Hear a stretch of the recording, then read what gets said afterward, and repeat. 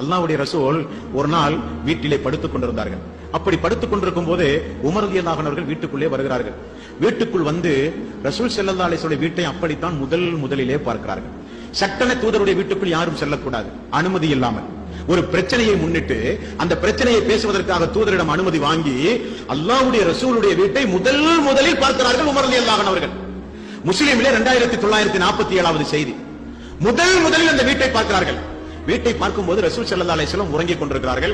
தலைக்கு மேல் ஒரு தண்ணீர் பை தொங்கப்பட்டுக் கொண்டிருக்கின்றது. ரசூல் ஸல்லல்லாஹு அலைஹி வஸல்லம் அவர்கள் படுத்துக் கொண்டிருக்கிறார்கள். அந்த கட்டிலினுடைய அந்த கயிறினுடைய தழும்பு முதுகை அமர்த்தி கொண்டிருக்கிறது. ரசூல் ஸல்லல்லாஹு அலைஹி வஸல்லம் அவர்கள் போர்த்திக் கொண்டிருந்த போர்வை அவருக்கு மேலே இருக்கிறது. வீட்டிலே வேறு எந்த பொருளும் இல்லை, எந்த பொருளும் வீட்டிலே இல்லை. உமர் அவர்கள் சொல்கிறார்கள், கால ஃபப்ததர்த ஐனா, பார்த்த உடனே என்னுடைய கண்கள் எல்லாம் கலங்கி விட்டது. நான் பார்த்த உடனே கண்கள் எல்லாம் குளமாகி எனது தொண்டை இறுக்கமாகி அழுகுற சப்தம் வெளியே வந்தது.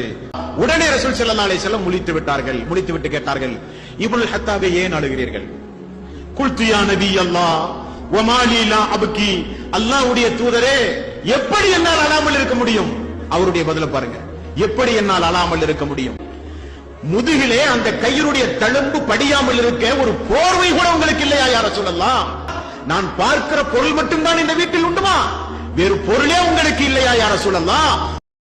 கைசரும் கிஸ்ராவும் தேனும் பாலும் உண்டு பாரசீக நாட்டை ஆண்டு கொண்டிருக்கும் போது, அவர்கள் நதிகளுடைய நீரை குடித்துக் கொண்டிருக்கும் போது, பூஞ்சோலைகளில் அவர்கள் உறங்கிக் கொண்டிருக்கும் போது, அல்லாஹ்வுடைய ரசூலே உங்களுக்கு இப்படிப்பட்ட சூழ்நிலையா என்று கேட்கும் போது ரசூலுல்லாஹி ஸல்லல்லாஹு அலைஹி வஸல்லம் அவர்கள் மிக அருமையான பதிலை சொன்னார்கள். கைசருக்கும் கிஸ்ராவுக்கும் இந்த உலகம் தான் சொர்க்கம், உங்களுக்கும் எனக்கும் மறுமையில் தான் சொர்க்கம். அது வேண்டாமா நமக்கு? குல்து பலா யா ரசூலல்லாஹ், ஆம் யா ரசூலல்லாஹ், நமக்கு மறுமை தான் வேண்டும். ஆம் யா ரசூலல்லாஹ், நமக்கு மறுமை தான் வேண்டும். மூமின்களுக்கு உலகம் என்பதே ஒரு சிறைச்சாலை என்றார்கள் ரசூல் ஸல்லல்லாஹு அலைஹி வஸல்லம்.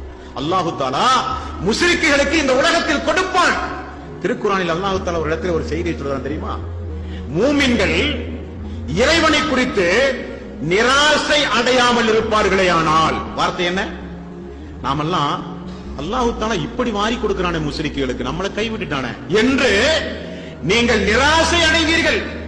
அப்படி மட்டும் இல்லாவிட்டால் என்ன செய்வேன் தெரியுமா?